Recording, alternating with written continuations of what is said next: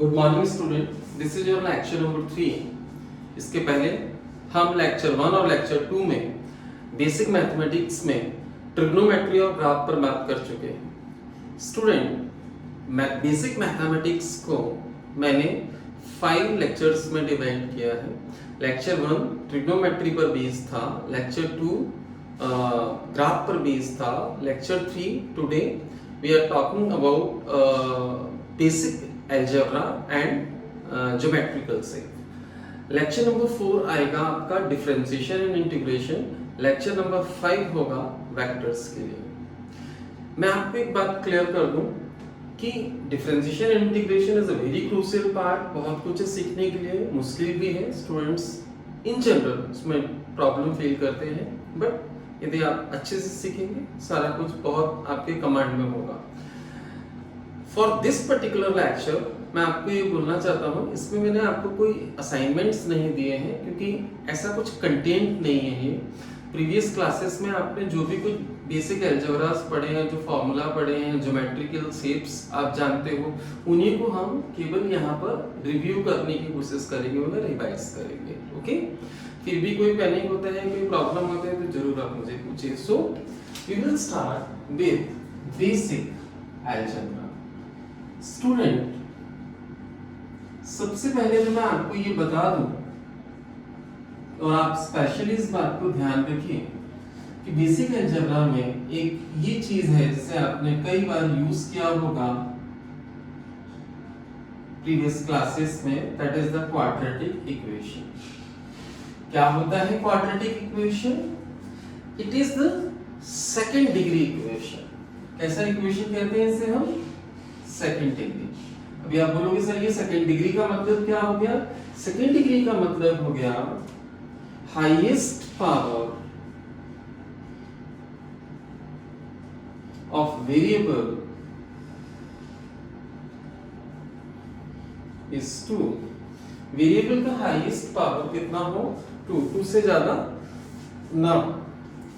Example कैसे लिखते हैं इसे? ax² plus bx plus c is equal to 0. This is the way how we can write the quadratic equation. यहाँ पर a, b and c they are known as the constants while x is the variable. So this is the quadratic equation well known to you. और इस equation को solve करके हम x के values निकाल सकते हैं। x के 2 वैल्यूज आते हैं जिन्हें हम रूट्स कहते हैं। क्या कहते हैं? रूट्स। अब क्वेश्चन ये आता है कि ऐसे इक्वेशन को सॉल्व करते कैसे हैं? तो एक तो फैक्टराइजेशन से कर लेते हैं, आपने किया होगा, और दूसरा इसका एक फॉर्मूला होता है।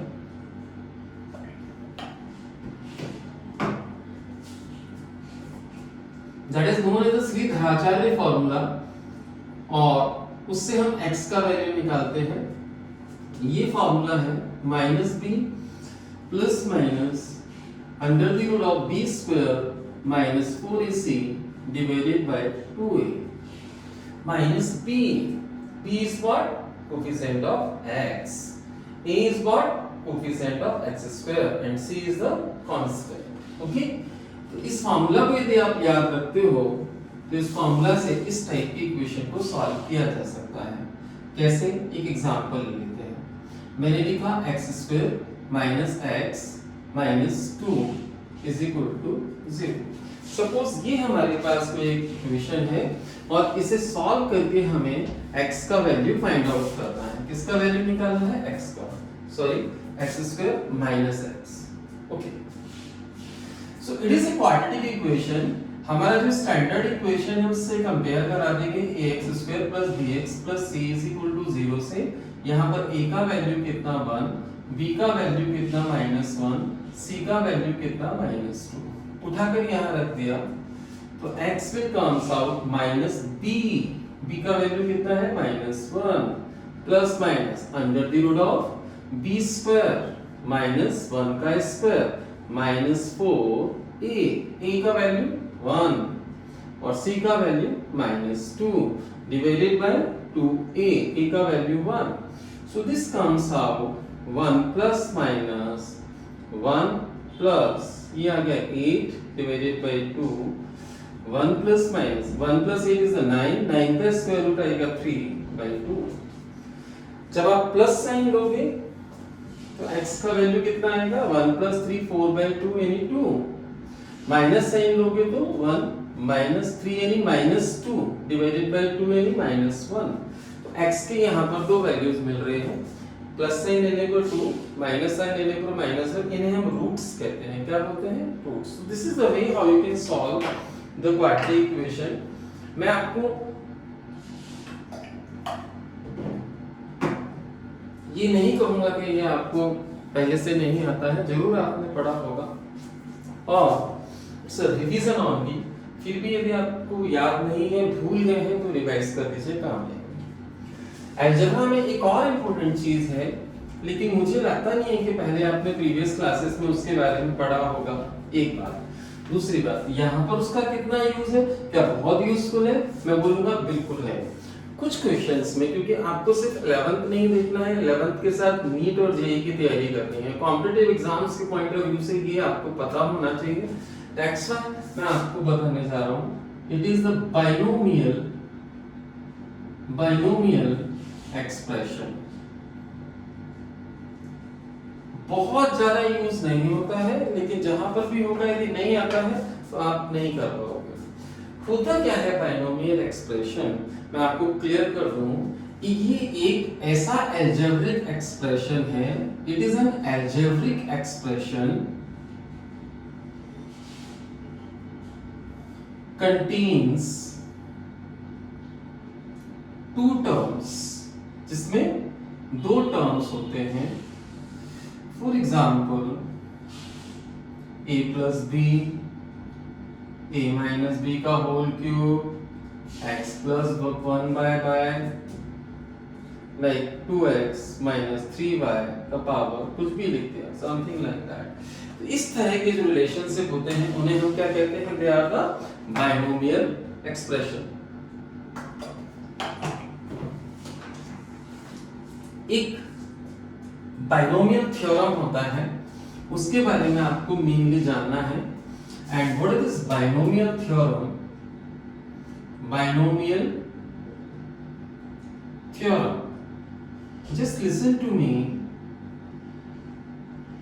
1 plus x का पावर n, 1 x वेरिएबल है, n is the power। इसको मैथमेटिक्स से सॉल्व करके ऐसे लिखा जाता है 1 plus nx plus n minus 1 x square divided by 2 into 1 plus n minus 1 n minus 2 x cube divided by 3 into 2 into 1 etc। आप देख रहे हैं यहाँ पर x का पावर 1 2 3 ऐसे पावर हायर होते चले जाएंगे। So this is known as the binomial theorem. कहीं पर यदि ऐसा कहा जाए कि x का वैल्यू 1 से बहुत कम है, ये जो टर्म है इसका वैल्यू यदि 1 से बहुत कम है, तो मैं आपको बताना चाहता हूं यदि x का वैल्यू 1 से बहुत कम होगा तो उसके जो हायर पावर टर्म्स हैं उनका वैल्यू बहुत छोटा आएगा, मतलब वो नेग्लिजिबल होगा। जैसे आप मेरी बात सुनिए, कहीं पर x का वैल्यू 0.01 है, इसका स्क्वायर करिए आप तो कितना आएगा 0.01 into 0.01।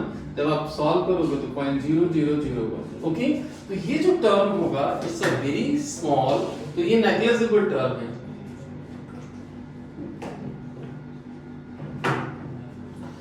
आई मीन टू से कि यदि x का वैल्यू 1 से बहुत कम है तो ये जो हायर पावर वाले टर्म्स हैं x2 x3 x4 इनको छोड़ दीजिए, जो बचेगा that will be your answer. मतलब 1 प्लस x की पावर ऑफ n को आप लिख सकते हैं सिर्फ 1 प्लस nx, मतलब इस पावर का x में मल्टीप्लाई कर दिया। ऐसे याद रखना है, क्या करना है? मल्टीप्लाई कर देना है पावर को। कब? जब x का वैल्यू 1 से कम हो।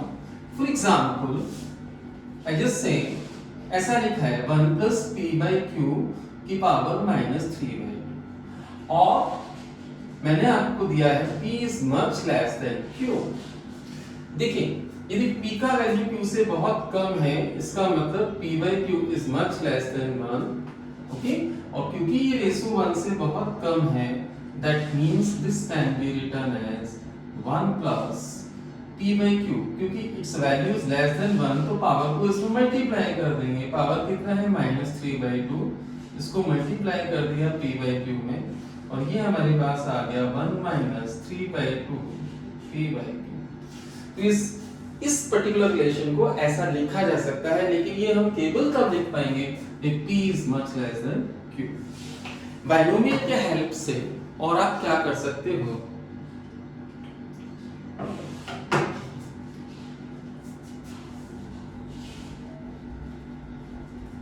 वो मैं आपको दिखाता हूं। एक और एग्जांपल, स्क्वायर रूट ऑफ 0.99, इसका वैल्यू निकालना है आपको। सपोज स्क्वायर रूट किसका, 0.99 का। जैसे आपको मालूम है कि 4 का स्क्वायर रूट होता है 2, 16 का स्क्वायर रूट कितना होता है 4, 9 का स्क्वायर रूट कितना होता है 3। ऐसे ही क्या 0.99 का स्क्वायर रूट आपको याद होगा? ऑब्वियसली नहीं याद होगा। कैसे कैलकुलेट करोगे? कैलकुलेटर से, ओके। बिना कैलकुलेटर यूज किए, बाय नोइंग द बाइनोमियल, आप इसका वैल्यू निकाल सकते हो। कैसे? देखिए, स्क्वायर रूट ऑफ 0.99 को हम लिख सकते हैं 0.99 का पावर 1/2, ओके। पावर 1/2 मतलब स्क्वायर रूट। अब इस 0.99 को ब्रेक करें तो इसको ऐसा लिख सकते हैं 1 - 0.01 का power 1/2। Am I right here? This can be written as 1 - 0.01। 1 में से 0.01 माइनस करोगे तो 0.91 आ जाएगा। Now see this term, इसको वही बाइनोमियल से कंपेयर कर दीजिए। बाइनोमियल क्या था? 1 + x की पावर n, और यदि x 1 से बहुत कम होगा तो पावर को अंदर मल्टीप्लाई कर देंगे। अच्छा, माइनस और प्लस का कोई चक्कर नहीं है, यहाँ प्लस हो या माइनस हो दोनों के लिए वैलिड होता है। माइनस होगा तो ये इक्वेशन ऐसा बन जाएगा 1 - x की पावर n मतलब 1 - nx। तो इस पावर को यहाँ लेकर आएंगे, क्योंकि ये जो टर्म है it is very less than 1, तो इस पावर को यहाँ मल्टीप्लाई कर दें तो ये हो जाएगा 1 - 1/2 × 0.01। 0.01 में 2 से डिवाइड करोगे तो ये आएगा 0.005, और 1 में से 0.005 माइनस करोगे तो आंसर आ जाएगा 0.995। So just see the calculation what I did here.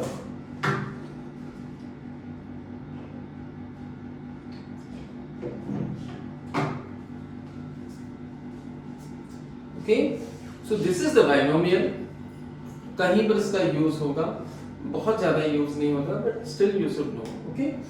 ऐसी ही एक और चीज है, बहुत ज्यादा यूज नहीं करना पड़ेगा आपको as per the physics is concern. Mathematics में तो वो अपने आप में एक बहुत वाइड चैप्टर है, उतना कुछ अपने को नहीं पढ़ना है। मैं तो सिर्फ आपको उसको इंट्रोड्यूस कर रहा हूँ, होता क्या है ये बता रहा हूँ, बहुत कम, little bit. And that is the logarithm.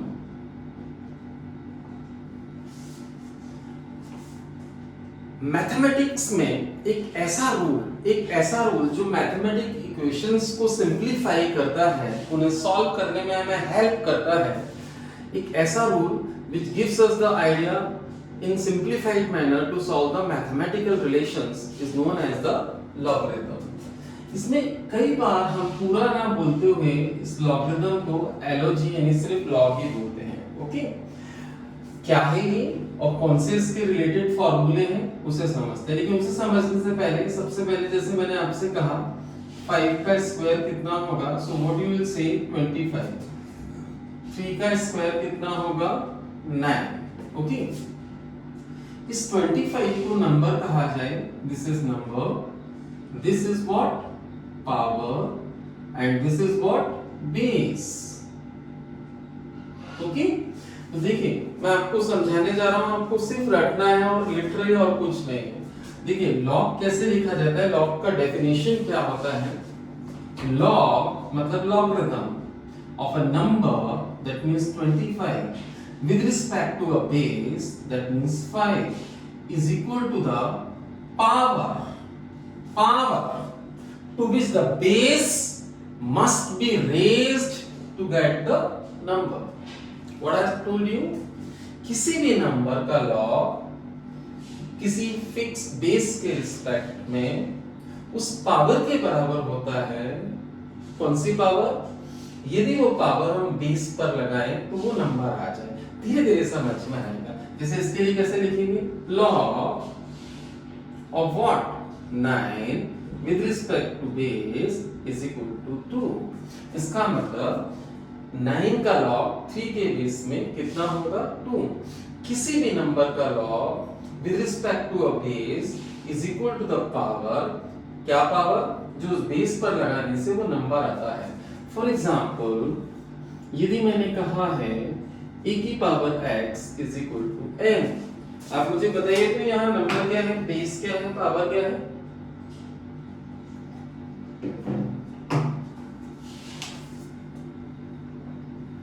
Number, this is power, this is base. So how you will write log? Log of number with respect to what? Base is equal to the power. So this is the way to write the log. किसी भी number का log, किसी fix base पर उस power के बराबर होता है जो उस बेस पर लगाने से वो नंबर आ जाता है। Okay, so this is the definition of log what we have. मैं आपको बता दूं कि जो लॉग है ये दो तरह का होते हैं। लॉगरिथम दो टाइप के हम पढ़ते हैं। एक होता है, मैं इसके दो कैटेगरी कर लेता हूं। एक होता है कॉमन लॉग और एक होता है नेचुरल लॉग। जो कॉमन लॉग होता है उसमें लॉग का बेस 10 रखते हैं। जो भी लॉग, किसी का भी लॉग निकालना है उसका बेस फिक्स होता है, दैट इज द 10। और जो नेचुरल लॉग है उसमें बेस फिक्स होता है, that is the e। e एक स्पेसिफिक नंबर है, हमने ग्राफ में भी देखा था, that is the exponent. Okay, एक स्पेसिफिक नंबर है, इसका अपना एक पर्टिकुलर वैल्यू होता है e का। शायद मैंने आपको बताया था 2.718 लाइक दैट। तो that is the common log and it is the natural log. It is based e और हियर द बेस इज 10। और मैं आपको एक और चीज बता दूं कि नेचुरल लॉग को कई बार सिर्फ ln लिखा जाता है। कहीं पर यदि सिर्फ ln लिखा हो तो वो ये वाला लॉग नहीं है, ये वाला लॉग है, मतलब log to the base of e। Okay, तो आपको ये याद रखना है, ऐसे दो लॉग होते हैं। और इनमें एक रिलेशनशिप भी होता है। जो नेचुरल लॉग है मतलब लॉग बेस ऑफ e किसी भी नंबर का, सपोज x का natural log, it is equal to 2.303 log 10x। ये आपको पैकेज में भी लिखकर मैंने दिया है। इसे आप ध्यान रखिए कि यदि log 10 बेस पर आपको गिवन है उसमें 2.303 से मल्टीप्लाई कर देंगे, log e बेस पर आ जाएगा। और log e बेस पर दिया हुआ है उसमें 2.303 से मल्टीप्लाई कर देंगे, log 10 बेस का मिल जाएगा आपको। तो इन दोनों को रिलेट कर सकते हैं। कुछ प्रॉपर्टीज हैं आपके पास, प्रिंटेड फॉर्म में भी है। मैं यहाँ पर एक बार उन्हें बोल देता हूँ, आप ध्यान देना। जैसे प्रोडक्ट का लॉग, बेस कुछ भी हो, मैं इसलिए बेस नहीं लिख रहा हूँ, बेस इसलिए नहीं लिख रहा हूँ कि व्हाटएवर द बेस, कुछ भी बेस हो, किसी भी बेस के लिए, है ना। तो log m into n, ये दो डिजिट्स है m और n, इनका लॉग करना है। This is the product of m into n। Formula होता है log m plus log n, ये प्रोडक्ट का फॉर्मूला है। log m into n can be written as log m plus log n। दूसरा formula division का, log m by n can be written as log m minus log n। तीसरा formula, कहीं पर whatever the base, मैं फिर भी आपको clear कर दूं, I am not writing the base here, ठीक है। m का पावर n ऐसा लिखा हुआ है, क्या लिखा हुआ है, m to the power of n, और इसका हम लॉग वैल्यू जानना चाहते हैं। तो आप ध्यान रखना, ये जो पावर है इसको बाहर लिख लेंगे और this can be written as n log m। For example, कभी ऐसा लिखा हो log 100 व्हाटएवर द बेस, मैं ये लिख लेता हूँ थोड़ी देर के लिए, तो this can be written as log a। 100 को आप क्या लिख सकते हो 10 स्क्वायर, तो 2 को बाहर लिख देंगे तो ये हो जाएगा 2 log a एंड 10। और मैं आपको बता दूं मैथमेटिक्स में एक लॉग टेबल होता है, उसमें सारे लॉग्स के वैल्यू दे रखे होते हैं, मतलब 1 से लेके 1000 10,000 तक, log 1 log 2 log 3 log 4 log 5 log 6 log 7 etcetera, दोनों बेस के लिए, e के बेस के लिए और 10 के बेस के लिए। ठीक है, मतलब मैं आपको क्लियर कर दूं कि जैसे log 10, ये 10 बेस 1 का वैल्यू, log 10 2 का वैल्यू, log 10 3 का वैल्यू, चलते जाइए। ऐसे ही log बेस e 1 का वैल्यू, log बेस e 2 का वैल्यू, log बेस e 3 का वैल्यू, चलते जाइए। हमें इनमें से एक हाथ दो की जरूरत पड़ेगी, जब जरूरत पड़ेगी मैं आपको उसके वैल्यूज बता दूंगा। तो आई थिंक ये आप लिटिल बिट लॉग के बारे में याद रखिए। इसके अलावा उसमें मैंने अरिथमेटिक प्रोग्रेशन, ज्योमेट्रिक प्रोग्रेशन और कुछ बेसिक अलजेब्रिक फार्मूला दे रखे हैं। मैं उन पर ज्यादा बात नहीं करना चाहता। एपी और जीपी जब जरूरत होगा, जब न्यूमेरिकल्स आएंगे तब हम बात करेंगे। और जो अलजेब्रिक फार्मूला है, जैसे a प्लस बी का होल स्क्वायर क्या होता है, a माइनस बी का होल स्क्वायर क्या होता है, a प्लस बी का whole cube, a minus B का whole cube, something like that. I hope so कि आपको पता होगा a प्लस बी का whole square a square plus b square plus 2ab, a minus B का whole square a square plus b square minus 2ab, ऐसे ही ये expressions हैं। तो ये छोटी सी लिस्टिंग है, उसे आप देख लेना, कोई नहीं आता है तो मुझे पूछना। थोड़ा सा मैं आपको यहाँ पर इस पर्टिकुलर लेक्चर में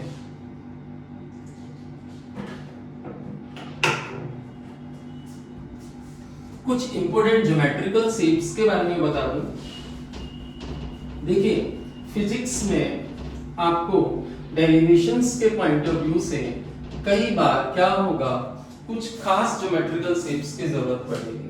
देखिए यहाँ पर बोर्ड पर बना रहा हूं, आप देखिए और पहचानिए। Triangle, rectangle, square, cylinder, sphere, hollow sphere, okay, cube, circular, disc, ये सब ज्योमेट्रिकल शेप हैं जिनकी आपको जरूरत पड़ने वाली है। मैं आपसे क्या चाहता हूं, मैं चाहता हूं कि आपको इनके एरियाज पता हो, सरफेस एरिया पता हो, वॉल्यूम पता हो। पहले से भी आपने पढ़ा होगा, पैकेज में लिख कर दिया है। मैं आपको बताता हूं जो खास बहुत सारे शेप्स होते हैं जो लगते हैं वो बताता हूं। जैसे ट्रायंगल, ट्रायंगल के बारे में आप सबको पता है कि ट्रायंगल में 3 साइड्स होते हैं और 3 एंगल्स होते हैं, और ट्रायंगल के तीनों एंगल्स का सम ये प्लस ये कितना होता है 180 degree. I hope so you no. Triangle की जहां तक बात है तो मैं आपको बता दूं कि एक ट्रायंगल की डिस्कशन में सबसे इंपॉर्टेंट चीज है उसका area. So you know what is the area of triangle? Area is known as the half base length into height. This is the height. तो एक ट्रायंगल का area 1/2 base into height। Triangle कितने type के आपको पढ़ने हैं, थोड़ी सी बात ट्रायंगल पर ही हो जाए तो you know this is known as the right angle triangle, this is known as the right angle isosceles triangle. Right angle isosceles, right angle isosceles triangle. इसमें क्या होता है कि एंगल 90 डिग्री होता है और बाकी के दोनों एंगल 45 और ये दोनों साइड्स बराबर होते हैं, इसे हम कहते हैं राइट एंगल आइसोसेल्स ट्रायंगल। ये लेंथ यदि L है तो ये लेंथ भी L होगा और पाइथागोरस से ये लेंथ कितना आ जाएगा √2L। This is the right angle isosceles triangle. एक बहुत इंपॉर्टेंट ट्रायंगल जिसकी आपको बार-बार जरूरत पड़ेगी, that is known as the equilateral triangle. कौन सा ट्रायंगल? Equilateral triangle. आप मुझे बताना इक्विलैटरल ट्रायंगल के बारे में क्या पता है?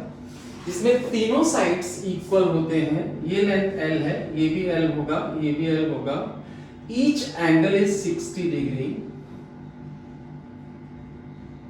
इसका हाइट आप पाइथागोरस से निकाल सकते हो। देखो ये ट्रायंगल हो गया ना, ये L है, ये आधा L/2 हो गया, ये परपेंडिकुलर, ये बेस, ये हाइपोटेन्यूज। पाइथागोरस लगाओगे तो ये हाइट निकल आएगा and this height is the √3L/2। तो याद रखना इक्विलैटरल ट्रायंगल का हाइट √3L/2 होता है। इसका area half base into height, that means it is root 3 L square by 4. So this is the equilateral triangle which you must know. Okay.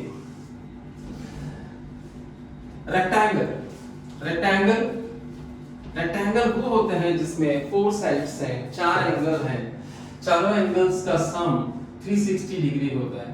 देखिए इसमें area की तो कोई बात नहीं है, रेक्टेंगल का एरिया कोई भी बताएगा, this is length and this is breadth, that is the length into breadth, length में ब्रेड्थ से मल्टीप्लाई करने से रेक्टेंगल का एरिया आता है। ओके, इंपॉर्टेंट हमारे लिए है square.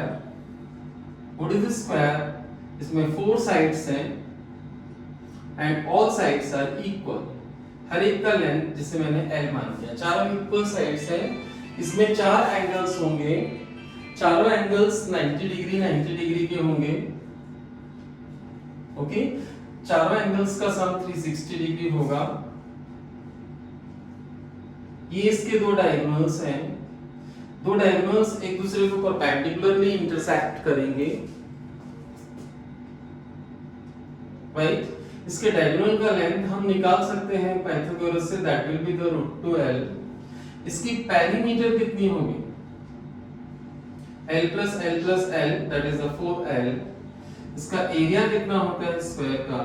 Length into breadth, that is the L square। So area of square is the L square, you should keep in mind।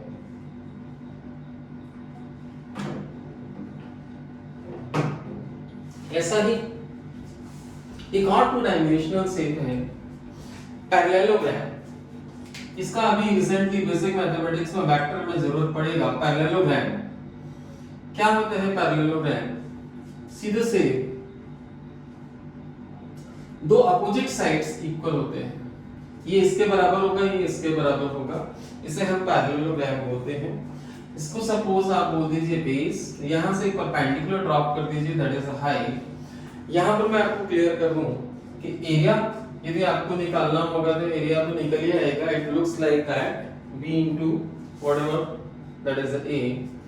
और यदि हम इसके पेरीमीटर की बात करते हैं तो पेरीमीटर क्या होगा? That is b plus a plus b plus a, that is the 2b plus 2a। It's your parallelogram. एक और शेप है, it is known as the trapezoid।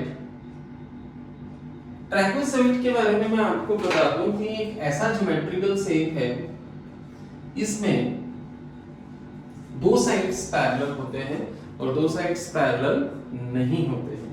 तो 2 साइड्स आर पैरेलल, ये और ये दोनों पैरेलल नहीं है।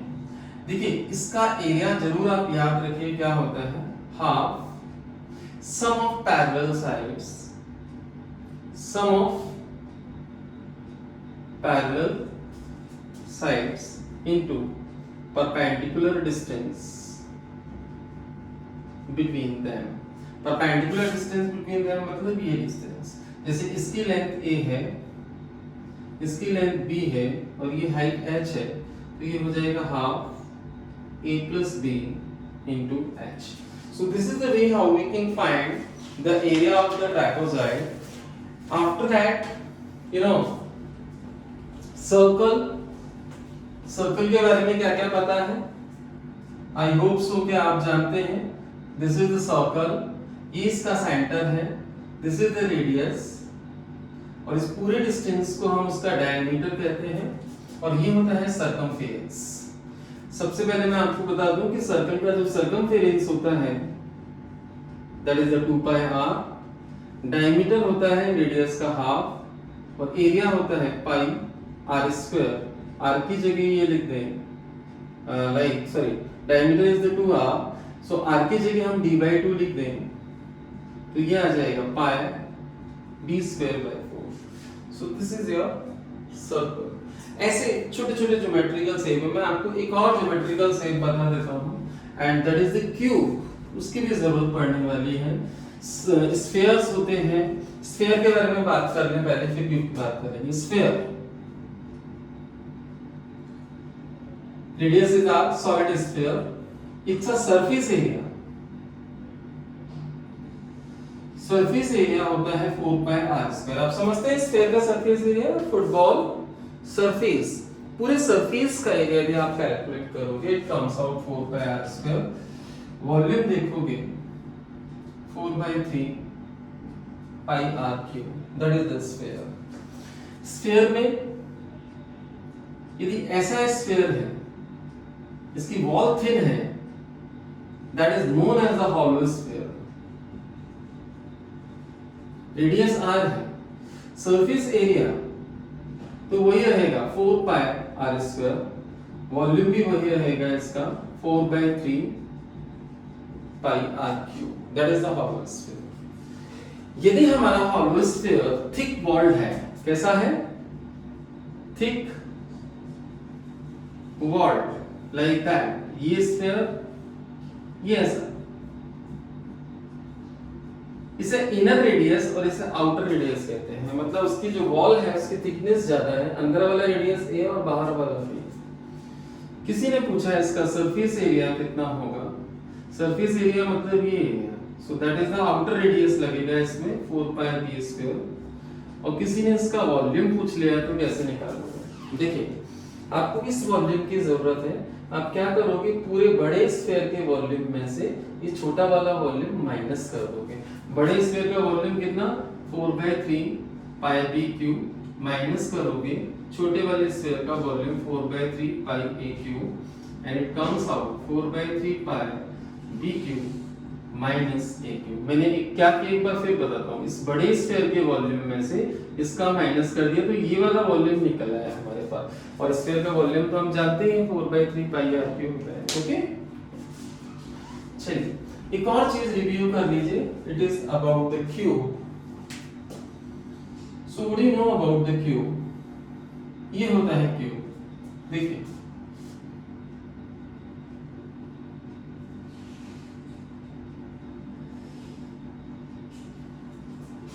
Let me show you,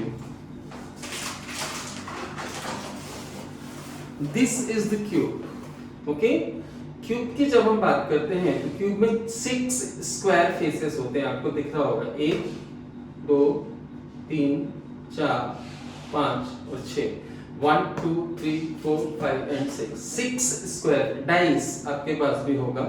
6 square faces होते हैं, 8 कॉर्नर्स होते हैं, 1 2 3 4 5 6 7 8 कॉर्नर्स होते हैं और 12 एजेस होते हैं। 12 एजेस मतलब साइड्स, देखिए 1 2 3 4 5 6 7 8 9 10 11 12। ओके, तो क्यूब हैज 6 स्क्वायर फेसेस, ये स्क्वायर फेस है सारे। Okay, 8 corners and 12 sides. Cube में सारे साइड्स का लेंथ इक्वल होता है, all sides are of equal length. Okay right, सबसे पहले मैं आपको बताना चाहता हूं इसका सरफेस एरिया, क्यूब का सरफेस एरिया। देखिए इसमें जब 6 स्क्वायर फेसेस हैं, 6 स्क्वायर फेसेस हैं, और स्क्वायर का एरिया क्या होता है? साइड का स्क्वायर। दैट मींस यदि इसकी साइड लेंथ l माना है तो l स्क्वायर, तो l स्क्वायर इसका होगा, l स्क्वायर इसका होगा, l स्क्वायर इसका होगा, l स्क्वायर इसका होगा, l स्क्वायर इसका होगा, l स्क्वायर इसका हो गया, तो 6l स्क्वायर। तो सरफेस एरिया हो गया 6l स्क्वायर। वॉल्यूम कितना होगा इसका? वॉल्यूम हो गया length into breadth into height, that means l into l into l, that is the l cube. Okay, एक क्यूब में 4 बॉडी डायगोनल्स होते हैं। बॉडी डायगोनल्स का मतलब क्या होता है? इस कॉर्नर को इस कॉर्नर से ज्वाइन कर दीजिए। देखिए आपका जो घर, आपका जो कमरा है जहां आप बैठे हो, वो कमरा ऑब्वियसली हो सकता है कि वो क्यूब शेप में हो, या क्यूब शेप में ना हो तो थोड़ा लंबा भी होगा, क्यूबॉइड शेप में होगा। आप उसे थोड़ी देर के लिए हाइपोथेटिकली क्यूबिकल मान लीजिए। देखिए ऊपर सीलिंग की तरफ 4 कोने ऊपर होंगे और 4 कोने नीचे होंगे। आपको करना कुछ नहीं है, केवल मेंटली ये सोचना है कि ये वाले कोने को अपोजिट कोने से मिला देना है।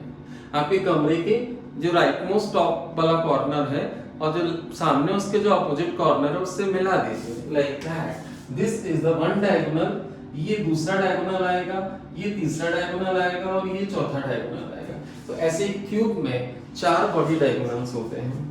यदि कोई आपको पूछे कि what is the length of the body diagonal, I think वो निकाल सकते हैं। कैसे निकालते हैं मैं आपको दिखाता हूँ। आप ध्यान देना यहाँ पर, ये एक बॉडी डायगोनल है। अच्छा आप मुझे बताओ तो, are you sure this is the face of the cube? Okay, yes. और क्यूब का फेस कैसा होता है? स्क्वायर फेस होता है।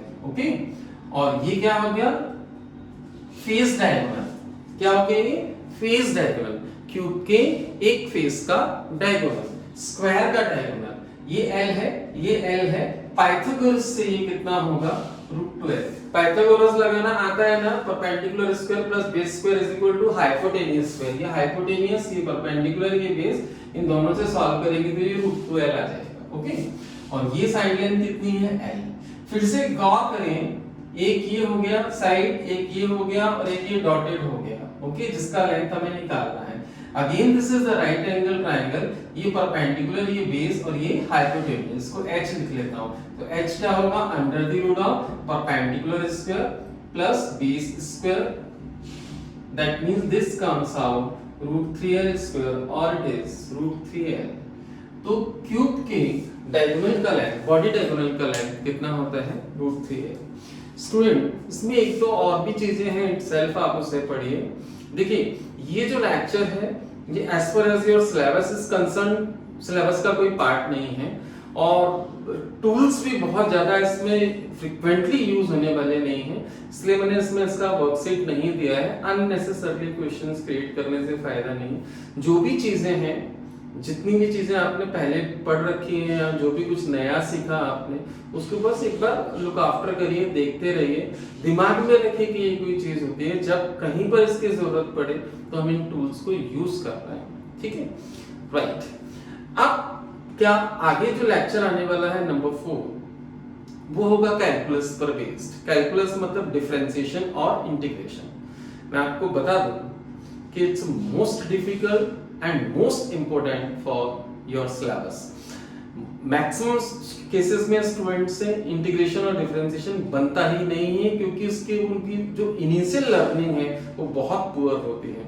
या तो मैं कुछ बोल नहीं सकता, टीचर्स की तरफ से हो या स्टूडेंट की तरफ से हो, कहीं पर भी किसी के भी पार्ट पर कुछ गलत हो, बट वो स्टूडेंट का वीक होता है 70-80% स्टूडेंट्स का।